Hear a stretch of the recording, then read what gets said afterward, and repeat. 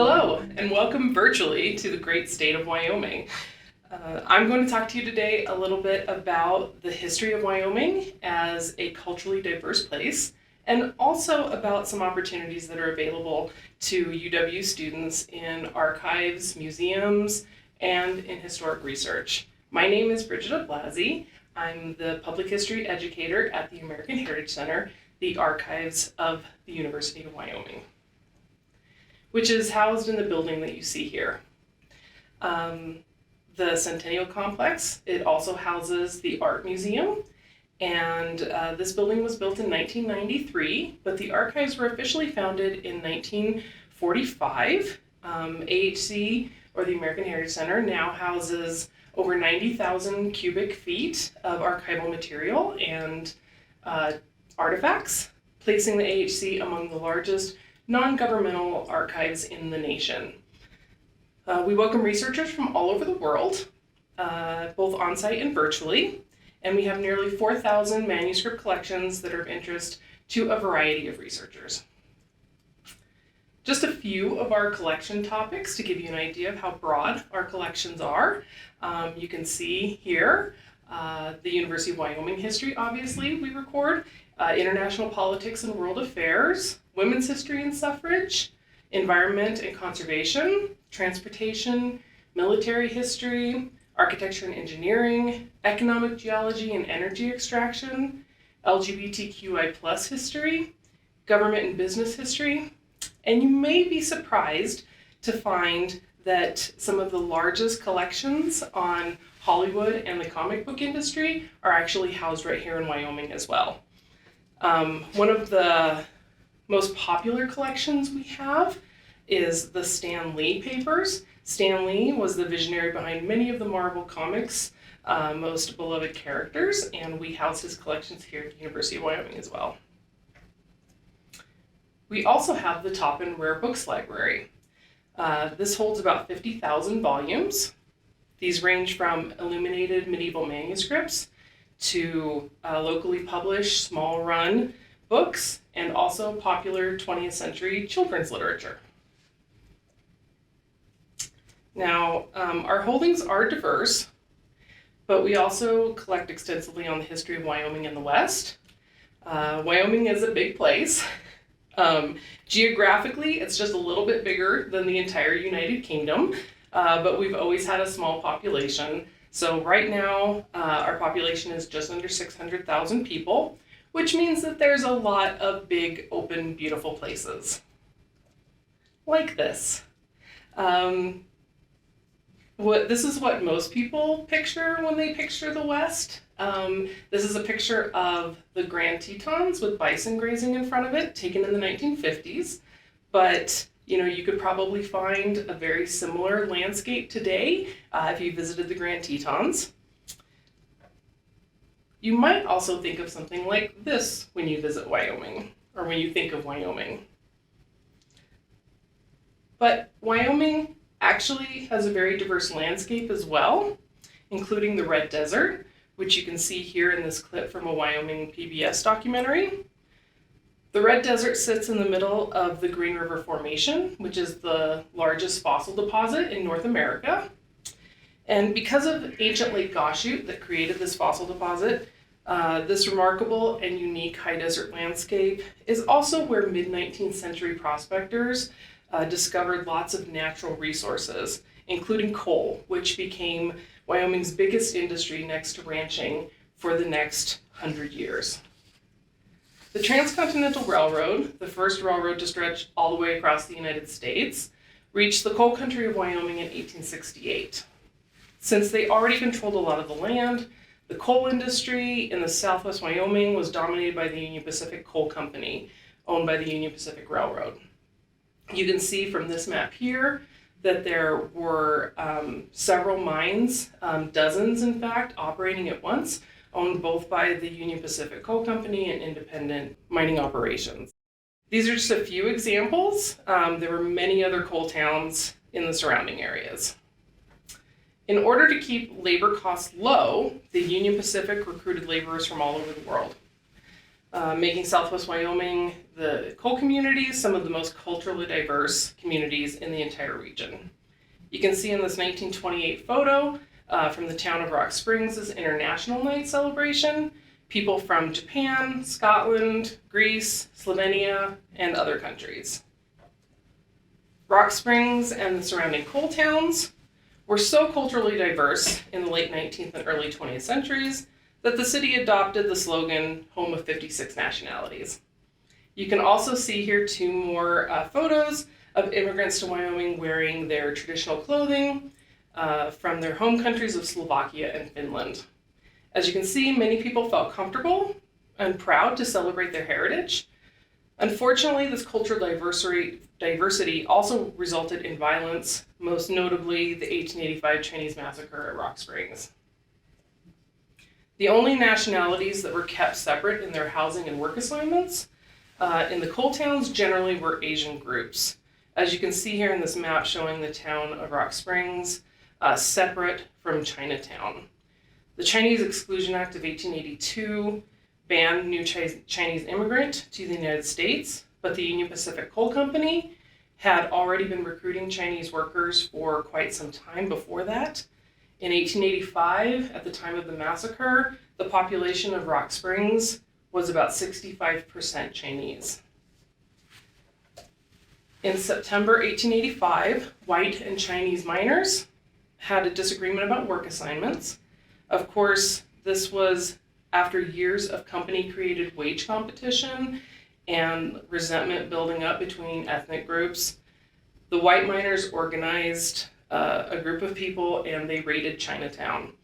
They looted homes and burned down Chinatown, forcing the Chinese miners and their families to flee for their lives.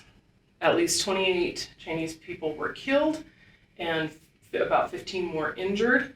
The federal government brought in the United States military to restore order.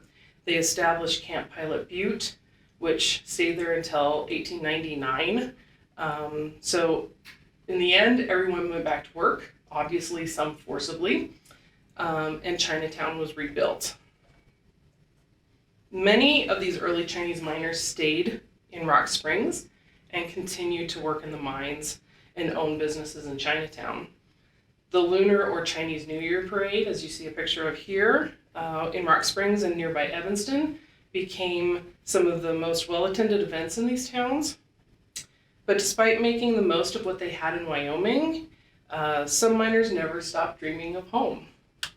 Some of the last Chinese miners retired in the 1920s after decades of hard labor, and you can see in this picture on the right, four Chinese miners who, like I said, after decades of working hard in the mine, asked as their retirement present from the company to be sent back to China.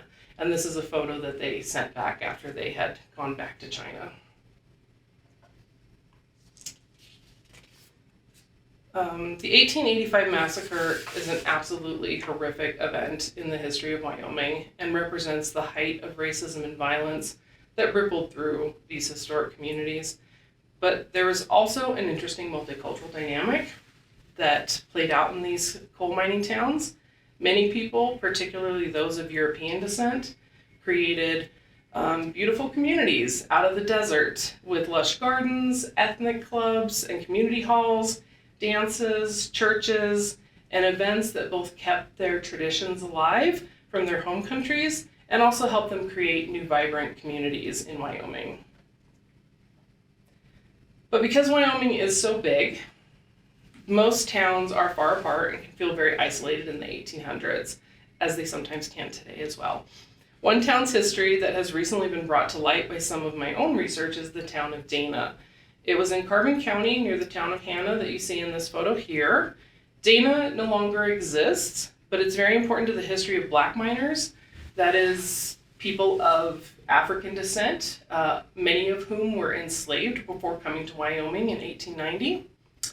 That year, the Union Pacific brought its first group of Black miners to the east, from the eastern United States on a train to Dana to work as strike breakers. The black miners refused to play into the company's plans for wage competition, though. And so instead of the situation erupting in violence like it did in 1885 in the Chinese massacre, the Dana situation eventually ended up playing a role in changing laws that help protect miners' rights. The research that's been done on multicultural communities in Wyoming so far is really just the tip of the iceberg. There's so much more history to uncover. My work on Dana is a good example of that. I started out by researching a family called Collins in Rock Springs, one of whom is featured in this 1920s photograph of a wedding party here. While I was trying to find out which mine Simon Collins worked in, I discovered a time log, one page of which you see here, from the Dana mine. And I had never heard of the town of Dana before. And so, of course, it piqued my interest. After lots of research, I uncovered an incredible story of Black legacy and workers' rights.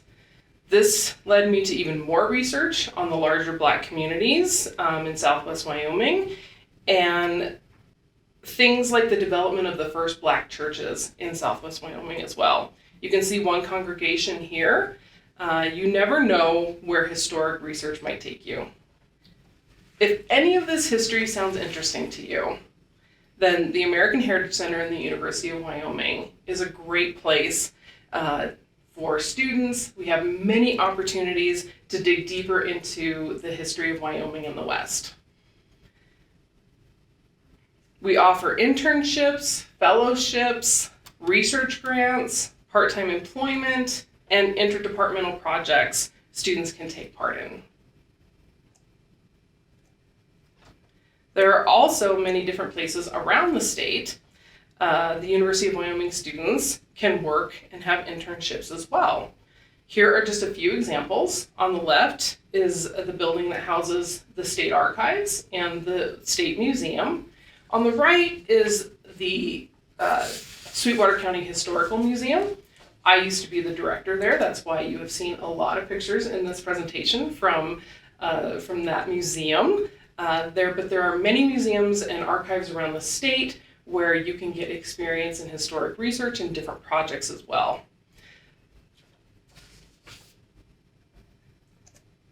International students can sometimes bring special skills to internships in archives and museums. For example, because there were so many people who immigrated from all over the world, the American Heritage Center and other archives and museums around the state have documents written in Mandarin, Italian, Finnish, Croatian, Japanese, Spanish, Korean, and various other languages.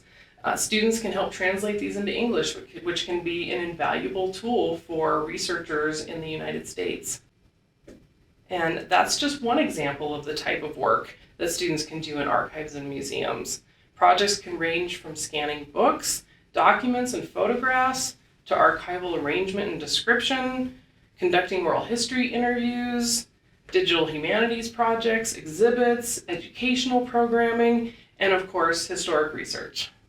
Many of the classes in history, English, art, American studies, and other disciplines work with the American Heritage Center and other organizations to give their students projects to work with historic documents. The University of Wyoming also offers courses in public history, book arts, and many other exciting topics, including a minor in museum studies. There are so many opportunities for University of Wyoming students here, and we look forward to helping you find the right ones for you. You can always contact us. We are happy to answer questions. And thank you, and we look forward to seeing you at UW soon.